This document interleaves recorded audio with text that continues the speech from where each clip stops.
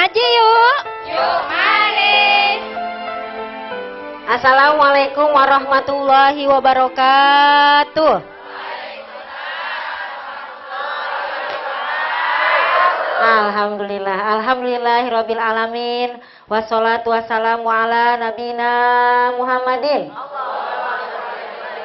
wa ala alihi wa sahbihi ajmain, amma ba'du. Syukur alhamdulillah kehadirat Allah Subhanahu wa taala di akhir Zulhijjah ini menjelang Muharram kita bisa berkumpul di sini seperti biasa pengajian rutin majelis Bani Umar.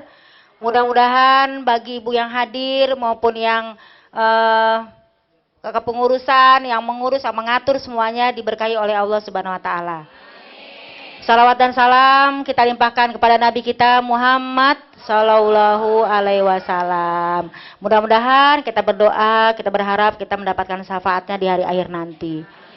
Juga terima kasih kepada ibu-ibu semua jemaah Majelis Taklim Pondok Aren dari Taman Mangu, dari Salsabila, dari Bintaro, dari Hairunisa, semuanya ya. Pokoknya yang ada di sini, alhamdulillahirabbil alamin bisa berkumpul. Ngaji yuk. Dugem yuk. Kok dugem? Dunia gemar mengaji. Gitu, jangan negatif dong. Ulang ngaji yuk. Yuk mari. Dugem yuk. Yuk marinya lemes amat. Ibu-ibu yang saya cintai, sebelum kita mulai kita bacakan dulu suratul Fatihah. Kita doakan ada saudara-saudara kita yang sedang sakit. Semoga Allah angkat penyakitnya, Allah mudahkan segala urusannya. Dan juga kita doakan anak-anak kita menjadi anak yang soleh dan solehah. Dan tentu keluarga kita menjadi keluarga yang sakinah, mawadah, warohmah. Alhaziniyah walikuliniyatin solehah summa ila abaina wa ummahatina wa jadina wa jadatina wali auladina al-fatihah. A'udzubillahi minasyaitonir rajim. Bismillahirrahmanirrahim. Alhamdulillahi rabbil alamin. Ar-Rahmanir-Rahim. Maliki yaumiddin. Iyyaka na'budu wa iyyaka nasta'in. Ihdinas siratal mustaqim. Siratal ladzina an'amta 'alaihim ghairil maghdubi 'alaihim waladdallin. Amin. Amin ya rabbal alamin. Sekali lagi yang kami hormati Ibu pembawa acara, oren-oren seperti jeruk, kepada Ibu Mutia selaku pembina juga dan pengurus dan pokoknya semuanya deh ya, amal jama'i. Kalau kita amal jama'i apa itu Bu amal jama'i? Amal kerjasama bareng-bareng. Nggak ada saya, nggak ada ibu-ibu, nggak ada saya. Nah kalau ibu kagak datang saya mau ceramah sendirian. Ibu, assalamualaikum, kagak ada orang nih. Ibu juga kalau rame-rame kagak ada ustazanya siapa yang ngomong. Nah jadi kita alhamdulillah dipersatukan oleh Allah di dalam silaturahmi majelis taklim, Ibu ya. Gitu. Bu, kita katanya mau ngomongin IFA. Mau ngomongin apa, Bu? Sebelum ngomongin IFA, aneh ngelihat nih muka-muka Ibu nih, ada yang tadi buru-buru, ada yang tadi nyantai, ada yang getap, jam 9 acara jam 8 udah nyampe. Siapa tuh ya? Yeah. Jam 6, ya Allah nya jam 6 nya. Ya Allah hebat banget, nya duha di sininya. Duha ya. Jadi itu berarti semangat Ibu untuk menjalankan surat 9 ayat 41. Nah, gimana tuh bunyinya? Bismillahirrahmanirrahim. Infiru hifafa wasikola wajahidu bi amwalikum wa anfusikum fi sabilillah. Berangkatlah kalian untuk pergi bekerja, untuk pergi berperang, untuk pergi ngaji. Dalam rangka apa? Berangkatlah kalian dalam keadaan berat maupun ringan. Jadi dalam keadaan sikolan itu apa Bu? Bukan sekelan. Sikolan itu berat hati. Berangkat nggak ya? Mari ada janji nih, ada acara sama suami, acara sama ini. Wahifafan ada juga yang berangkatnya dengan ringan. Pokoknya berangkat. Mau ngaji nih, mau judulnya IFA. Apa sih IFA? Apa kok IPA? Nah, IFA itu apa nanti kita bahas. Itulah kalian sudah menjalankan jihad di jalan Allah dengan harta dan jiwa. Dengan harta apa Bu? Pasti Ibu ngongkos kan ke sini. Ya kan? Ya, udah gitu belum macet angkotnya ya. Insya Allah Allah ganti. Amin. Jangankan buat angkot Cin, ya ampun. Untuk haji dan umroh pasti Allah ganti 70 kali lipat. Makanya kalau kita ngomongin haji dan umroh, jangan bilang gue nggak punya duit. Emang kita nggak punya duit, Allah yang ngasih kita. Ya, jangan ngomong saya kapan haji sama umrohnya, emang kita kagak mungkin. Tapi kalau udah Allah bilang kun fayakun, berangkat gitu ya.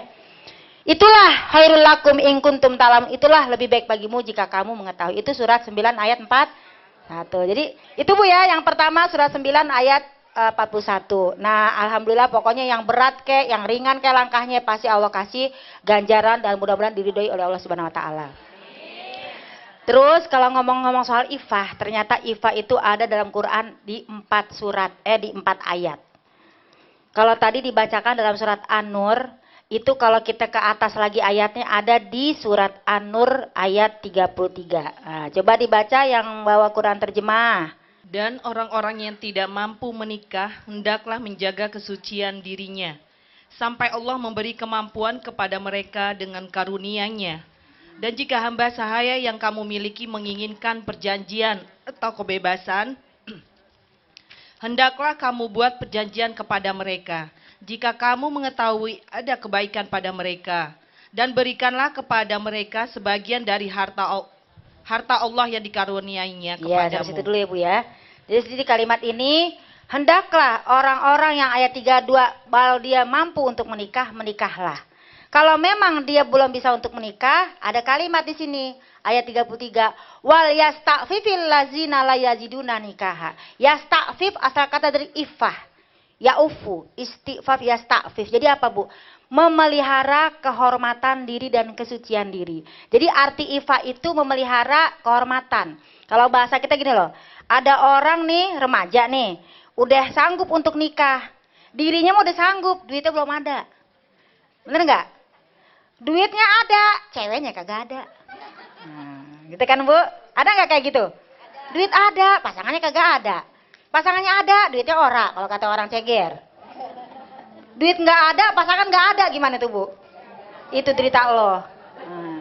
Terus gimana tuh kalau ada orang seperti itu? Dia tuh bisa banget. Bisanya apa dalam artian mampu untuk yang namanya, kalau bahasa kita apa ya? Disenggol tuwing gitu loh Bu. Disenggol tuwing. Nah itu udah mampu dia menikah. Tapi duit nggak ada. Bagaimana dia menjaga kehormatan dirinya? Jadi kalau bahasa kita ini remaja, pacaran atau ta'arufnya jangan macem-macem. Harus bisa iffah, menjaga kehormatan diri. Jangan main, mau aja Bu dicolek, ya kan? Dicolek-colek tuh kayak kue pinggir jalan, dicolek-colek. Bau nggak ya? Gitu ya. Nah itu jangan mau, itu namanya iffah ya yang pertama. Jadi iffah itu berkaitan sama apa nih? Sama nafsu diri kita sendiri. Bisa nggak kita jaga nih? Buat orang yang belum nikah maupun orang yang belum punya pasangan. Nah jadi, ngeliat ganteng sih ganteng. Tapi bukan milik gitu Bu. Ngelihat boleh, pegang jangan. Ya, gitu ya. Yang pertama ya, boleh dipandang, diapain Bu? Dipegang? Jangan. Itu katanya kalau dalam surat 3. Apa jadi ifah yang pertama? Memelihara diri, memelihara kehormatan diri. Pokoknya kalau bahasa kita jangan kecentilan. Jangan keganjenan. Tuh, jangan ganjen. Nah, itu yang pertama. Yang kedua, ada lagi Bu, ayat 60. Jadi yang pertama, ifa itu ternyata buat remaja atau buat orang sendirian, orang yang belum dapat pasangan tuh ifa. Yang kedua buat siapa nih kira-kira nih? Coba yang udah ketemu Qur'annya dibaca 24 ayat 60. Dan para perempuan tua yang telah berhenti dari haid dan mengandung yang tidak ingin menikah lagi, maka tidak ada dosa menanggalkan pakaian luar mereka dengan tidak bermaksud menampakkan perhiasan, tetapi memelihara kehormatan adalah lebih baik bagi mereka. Itu. Ada kalimat di situ apa Bu? Mendengar, Maha mengetahui. Hendaklah qawaid. Qawaid itu bukan qaid Bu ya. Qawaid itu asal kata ada duduk. Jadi orang kalau udah tua biasanya senangnya duduk aja, bener nggak? Wal qawaidu minan nisa, wanita-wanita yang sudah tinggal duduk doang. Bahasa katanya apa tuh tinggal duduk doang? Udah tua. Alatina layar juna nikaha, yang sudah tidak ada untuk lagi gitu. Tidak ada untuk, bukan dia nggak mau nikah Bu. Nikah itu maksudnya kan kalau nikah kan akad nikah. Bukan, nikah itu maksudnya sudah tidak mampu tidur sama lakinya gitu deh bahasanya gitu ya. Maka laisa alaihinna junaun ayyadona syabahuna, tidak ada dosa, nggak dosa sih. Nggak dosa baginya untuk menanggalkan pakaiannya. Maksudnya apa Bu? Nggak berjilbab nggak apa-apa katanya. Tapi katanya di sini nih, wa ayastahfifna khairul lahunna. Tapi kalau dia mau menjaga kehormatan diri itu lebih bagus lagi. Jadi buka boleh, tapi kalau pakai lebih bagus lagi, begitu katanya Bu. Kenapa kalau dibuka banyak yang ngondong-ngondoy? Malu ya kan? Kita kadang-kadang aneh sih ya, masih muda dibuka, udah tua ditutup. Kudunya masih muda ditutup, udah tua harusnya begitu. Tapi kenapa saudara-saudara? Masih muda dibuka, udah tua ditutup. Orang udah kagak ada yang mau lagi sih ditutup-tutup. Yasta'fifna, kamu menjaga kehormatan kamu tutup itu semua, itu lebih baik lagi.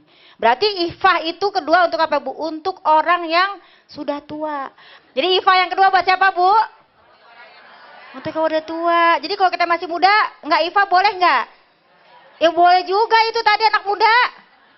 Jadi yang muda juga ifah, yang tua juga ifah. Yang muda tahan nafsu, yang tua jangan diumbar. Baik, itu yang kedua. Yang ketiga, ifah buat siapa lagi sih? Selain buat orang tua, buat kita anak muda. Ternyata yang ketiga, tolong dibuka surat Al-Baqarah ayat 273. Di sini ada kalimat apa Bu? Berinfaklah untuk orang-orang fakir. Orang fakir itu siapa? Orang-orang yang sudah terlalu sibuk di jalan Allah sehingga mereka tidak bisa berusaha di muka bumi. Orang-orang lain nyangka dia itu mampu atau kaya. Padahal orang fukoro ini ta'afuf. Karena dia itu menjaga diri nggak mau minta-minta. Berarti apa Bu? Ifa itu harus dimiliki sama orang fakir. Jangan cuman kalau bahasa kita misalnya minta doang. Ada orang fakir yang nggak pernah minta padahal dia udah kelaparan Bu. Tapi karena kita kenal nih orang kayaknya menjaga dirinya. Aku kasih deh. Nah bawain deh karena dia nggak pernah minta. Itu orang fakir. Kenapa? Ifah tadi dia ngejaga diri untuk tidak minta-minta. Berarti apa Bu? Kalau dikasih kita ambil, kalau nggak dikasih diem. Itu Bu ya. Jadi dalam surat Al-Baqarah dinyatakan kamu yang namanya sebagai orang fakir harus malu untuk minta-minta. Dikasih terima, nggak dikasih? Bu bedanya apa Bu miskin sama fakir? Saya mau nanya. Kan suka ada tuh di Quran fakir miskin. Fakir apa? Miskin apa Bu? Fakir tadi, dia itu udah nyari kerjaan gak dapet-dapet. Tapi pengen minta, dia malu, itu orang fakir. Kalau orang miskin, dalam surat Al-Kahfi 29. Orang miskin itu apa Bu? Udah kerja, udah usaha, tapi gak cukup-cukup. Pas-pasan melulu, tapi dia juga gak mau minta, karena dia udah berusaha. Nah itu ya, orang miskin sama orang fakir harusnya punya rasa ifah, tidak mau minta. Tapi kalau dikasih nerima, kalau dikasih gak nerima, sombong. Kalau kata Imam Ghazali dikasih nggak mau saya kan udah kaya. Amin kita gituin ya. Itu yang ketiga. Baiklah, sebelum kita lanjutin dengan ayat yang berikutnya, ada ibu-ibu yang mau bertanya silahkan, monggo. Ayo. Assalamualaikum warahmatullahi wabarakatuh. Nama saya Dina Indramaya, saya dari Majelis Taklim Nurul Iman. Ngaji yuk. Yuk, mari. Yang akan saya tanyakan adalah, Ifa itu identik dengan jaim atau bagaimana Ibu Ustazah? Terima kasih. Assalamualaikum warahmatullahi wabarakatuh. Waalaikumsalam warahmatullahi wabarakatuh. Yang nanya cakep banget ya. Ya cakepan dia mah gitu ya. Alhamdulillah. Alhamdulillah. Ifah sama nggak ya sama jaim? Kalau jaim apa sih Bu kalau bahasa kita? Jaga image. Save image kalau bahasa cagernya. Kalau kita ngomongin masalah ifah sama jaim, itu ada dibilang beda, ada dibilang sama. Tapi sebenarnya kalau kita lewat Al-Quran itu berbeda. Kenapa beda? Gini, kalau ifah itu lebih ngejaga ke dalam dirinya. Tahu nggak? Jadi di dalam batin itu yang dijaga, bukan di fisik. Di fisik baru disebut dengan jaim. Misal gini nih, kalau orang ifah itu kan nggak mau minta-minta. Sampai kapanpun ada orang, nggak ada orang, dia nggak akan minta-minta. Tapi kalau orang jaim, dia ngelihat orangnya. Kalau ngelihat orangnya misalnya di sini nih, kayaknya kalau sama ibu ini gue jaim malu. Padahal mah dia tukang minta-minta. Tapi kalau sama yang lain dia minta. Jadi ifah sama jaim beda gak kira-kira? Nah gini say, kalau ifah tadi dalam Quran orang miskin atau orang yang namanya apa namanya sih?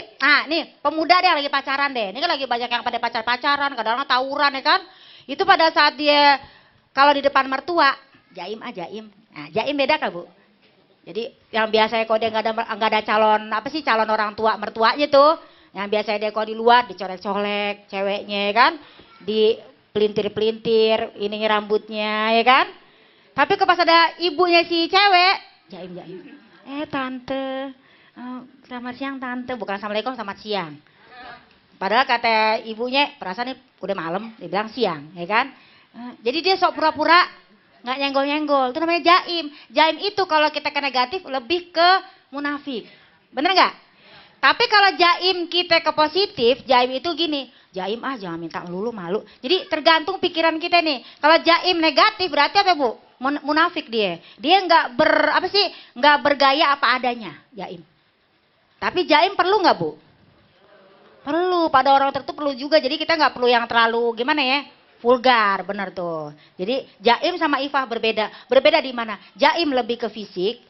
Kalau ifah lebih ke dalam hati kita dan penampilan di dalam diri. Karena kalau dalam diri nggak bisa kelihatan Bu, benar nggak? Tapi kalau jaim bisa banget kelihatan. Jadi itu Bu ya, Ibu Dina Indramaya, si cantik teh ya.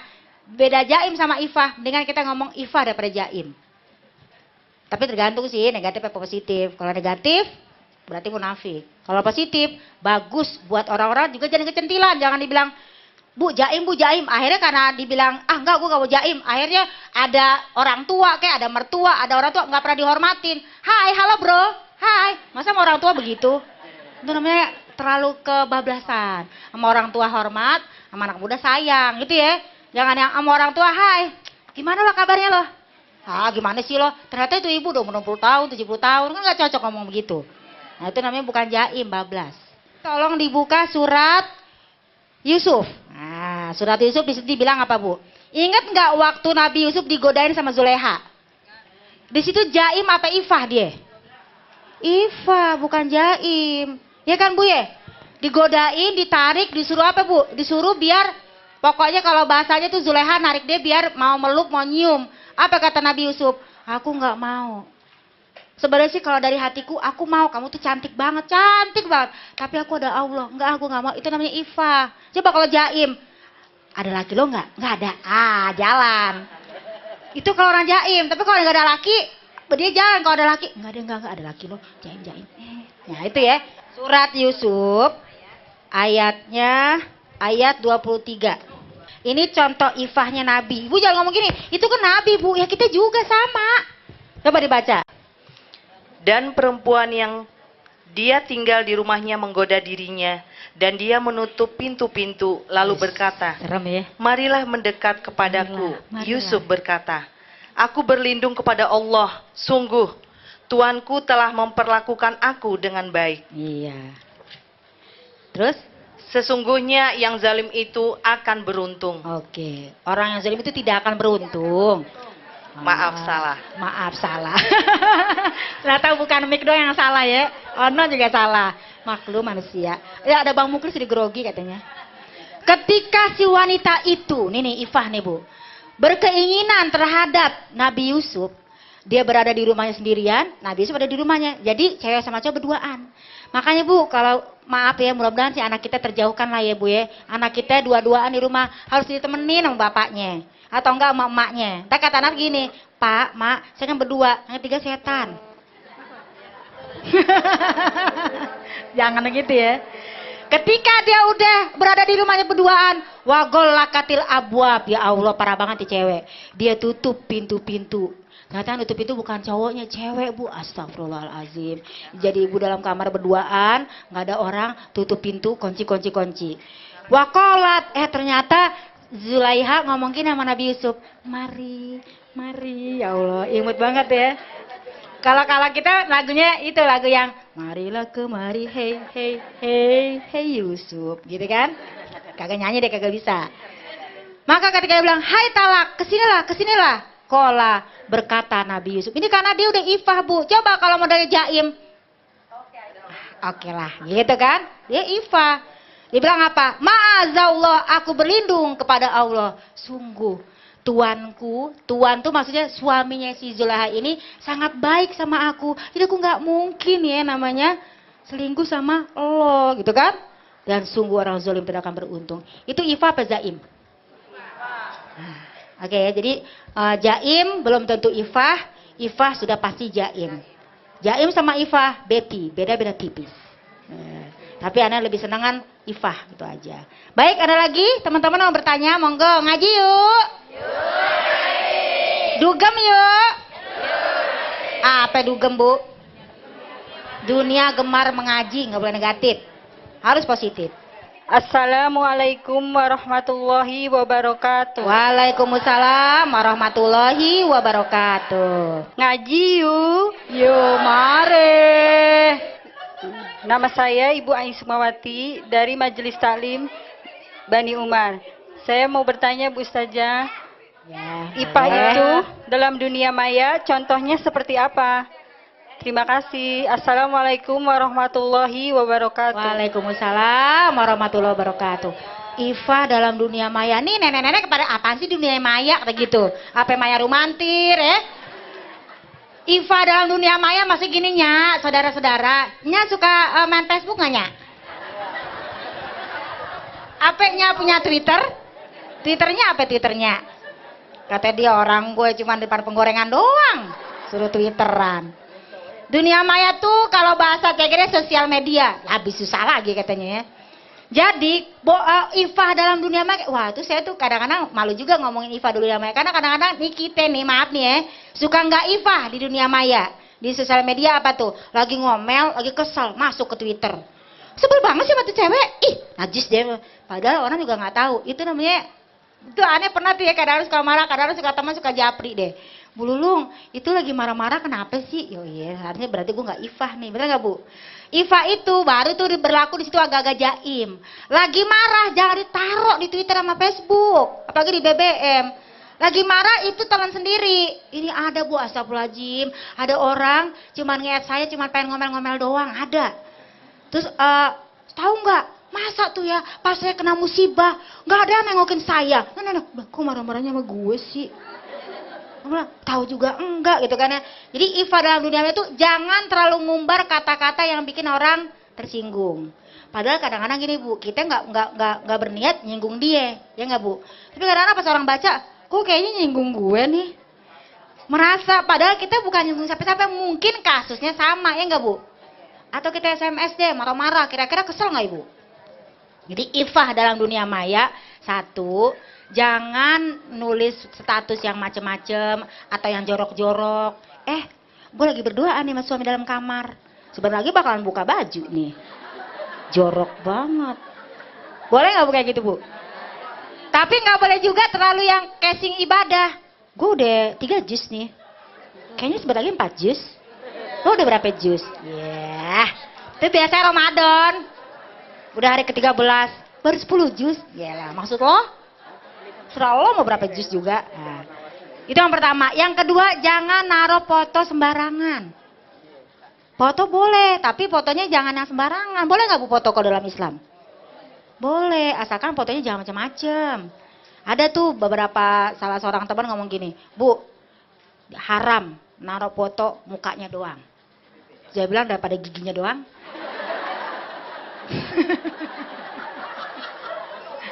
Dia bilang gini, emang kenapa kalau naruh foto muka? Dia ngomong gini Bu, dalam hadis, nanti kalau kita naruh muka kita di BB apa di foto, entar laki-laki yang jalan katanya akan berpikir macam-macam. Saya bilang gini, sorry ya, aneh nggak punya teman-teman yang jalan tuh. Dia bilang laki-laki yang jalan, ya elah. Bu, saya bilang, Rasul bilang semua perempuan itu aurat kecuali muka sama tangan. Berarti muka boleh dong gue taruh. Kecuali kalau cuma gambar puser, baru. Itu namanya nggak Ifah. Ya, jadi ketawa Ibu. Berhenti Bu, kenapa Ibu? Merasa ada pusernya? Apa namanya Bu kalau orang baru lahir? Puput puser. Iya, belum pada puput. Gitu Bu ya, jadi Ifah itu jaga diri kita. Walaupun sebenarnya kita nggak kayak gitu. Misalnya Bu, Ibu kaget nggak misalnya kita sebenarnya kalau ngomong di Facebook atau di Twitter atau di BB, hai Cin, Assalamualaikum. Tiba-tiba, Assalamualaikum, apa kabar Ibu? Kayaknya lain banget sih ya. Tuh ketahuan tuh Bu. Kadang-kadang di Facebook atau di SMS tuh kalau kita misalnya BBM-an, saya udah ngomong banyak nih, Bu, tahu nggak Bu, yang namanya gini-gini panjang, ada jawaban, iya, ya Allah, cuman iya doang. Udah capek-capek, nyatet banyak-banyak, iya. Iya, udah capek, ngetik, kadang-kadang orang nanya panjang, Kak, saya juga lagi malas gitu Bu, panjang, nanya gini, saya coba bilang, lihat surat sekian, udah. Kira-kira ibu senang nggak digituin bu? Nggak ifah banget tuh orang ya Allah. Gitu ya, itu ya kira-kira seperti itu. Jadi dunia maya jangan sembarangan. Kalau saya agak kasar-kasar ngomong saya mohon maaf banget ya. Karena saya makhluk kasar. Kalau mau yang halus-halus undang makhluk halus. Jangan undang gue. Ayo yang mau nanya lagi. Ya silakan monggo. Assalamualaikum warahmatullahi wabarakatuh. Waalaikumsalam warahmatullahi wabarakatuh.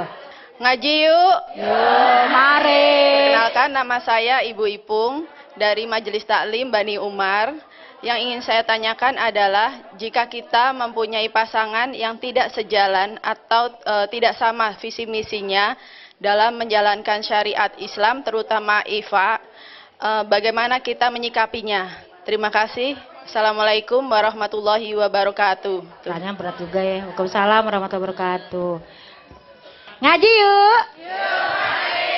Bu, kata ibu yang cantik ini bilang gini, Bu gimana kalau kita bisa punya pasangan, tapi dia nggak ngedukung kita dalam masalah terutama ibadah, di situ ifahnya gitu Bu ya. Kalau pertama saya mau jawab gini, Ibu tahu dari mana kalau dia itu ifah atau enggak? Karena kan kita kalau kenal suami kita itu pasti sebelum kita jadi suami, kita udah kenal waktu ta'aruf lah, bahasanya ta'aruf Bu ya. Kan kita kan kalau mau nikah sekarang katanya bukan pacaran katanya.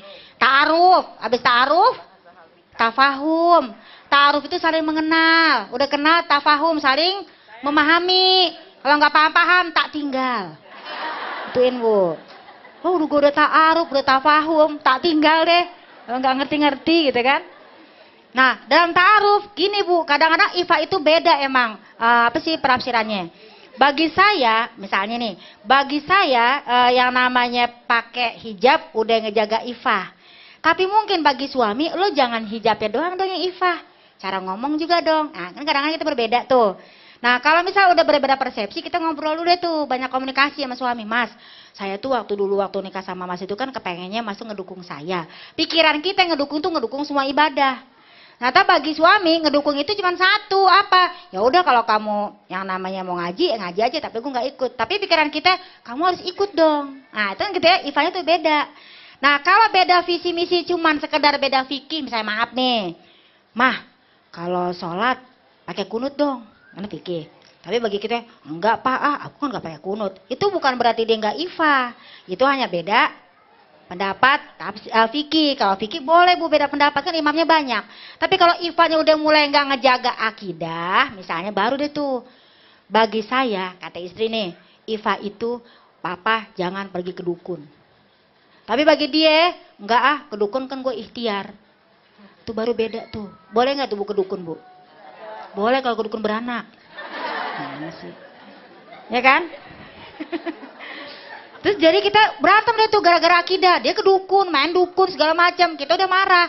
Nah, di situ kan ada dalam surat An-Nisa ayat 34. Kalau kita udah mulai berbeda pendapat, kan laki-laki adalah pemimpin bagi perempuan. Kalau kita udah nasihatin dia atau kebalikannya dia nasihatin kita, nggak bisa juga. Dia ngulang lagi, ifahnya tuh dilanggar lagi sama dia ke dukun lagi. Kita kasih kata-kata apa? Yaitu kata-kata pukulan. Bukan kita pukul pukulan dengan kata-kata maksudnya apa? Papa kalau begini terus, udah deh, mama mendingan pisah aja misalnya. Ternyata dia udah ngomong kayak gitu juga, dia nggak mau juga. Udah Pak ya, Bapak tuh masih banget aja yang kedukun. Kita tuh nggak ngejaga kehormatan kita. Kita harusnya gini-gini, gue nasihat tuh ya. Tadi dia ngomong, lo ceramah lo, gitu kan. Udah, maaf Pak, saya pergi dulu ke rumah orang tua. Gitu tuh kalau dalam surat An-Nisa 34. Nasihat nggak bisa, pukul dengan kata-kata. Kata-kata nggak bisa, kita pergi ke rumah orang tua kita.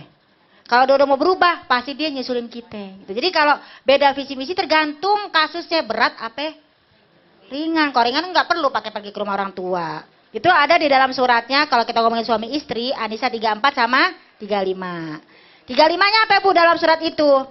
Kalau ternyata udah kasusnya keras juga di masalah ifahnya udah nggak sejalan, panggil orang tua, jangan langsung ke pengadilan. Orang tua keluarga laki-laki, orang tua keluarga perempuan kita nih.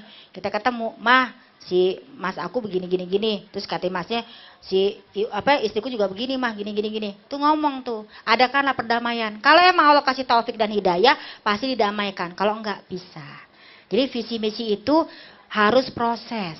Misalnya kita, maaf ya Bu ya, misalnya kita itu banyak tuh kasus kayak gitu. Misalnya kita kepengen berhijab, ternyata suami tidak mengizinkan. Jangan marah sama suaminya, mungkin dia belum paham. Kita pelan-pelan. Ada tuh teman saya ngomong gitu, Bu. Saya gimana, Bu, ya? Belum diizinin sama suami saya. Gini deh, Bu, saya bilang.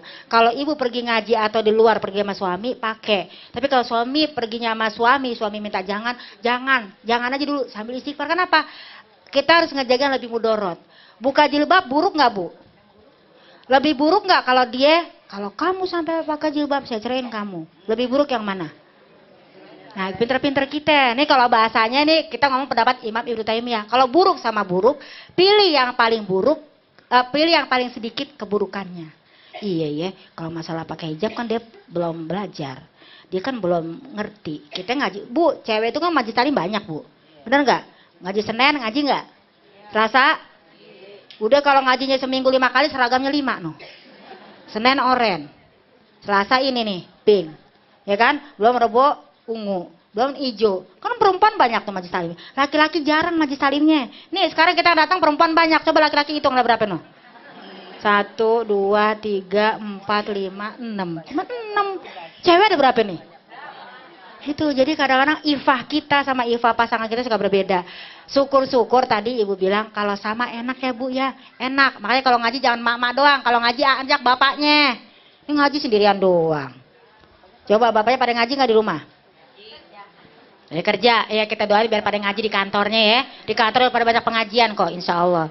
Jadi kalau jadi perbedaan pendapat, ibu tinggal buka Anissa 34 sama 35. Ifahnya pasti beda. Ifah saya kayak ibunya gini, ifahnya ibu pakai jilbab seperti ini. Itu boleh dalam Quran, Bu. Apa tuh? Turunkanlah kain gudung ke juyub. Juyub itu bukan dada. Penafsiran pertama adalah kerah leher. Ingat nggak? Jadi ketika ibu cuma nutupin leher kayak gini, itu sudah boleh. Bagi ibu, saya sudah ifah kok, Pak. Tapi bagi suaminya, ifah itu harus kayak begini, panjang. Bilang, ya itu kan saya baru belajar, Mas. Gitu. Jadi kalau gitu, colek-colek dikit lah suaminya. Jangan colek cuma pas malam doang. Ngobrol juga colek. Gini loh, Mas. Gitu. Oke?